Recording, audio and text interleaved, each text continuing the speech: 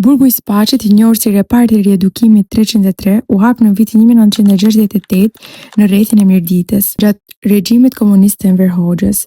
Ai funksionoi si burg politik dhe kamp pune i detyruar, i lidhur me minjerën e Bakrit dhe Piritit. Të dënuarit punonin në minjerë në kushte shumë të rënda, pa masa sigurie, me ushqim të pamjaftueshëm dhe në dhunë të vazhdueshme fizike dhe psikologjike. Sindet personale që lejoheshin ishin shumë minimale: 2 palë rroba, një pagure, një furçë dhëmbësh, një fletore, një tas, një lugë alumini, një dyshek, një batanie dhe një çarçaf.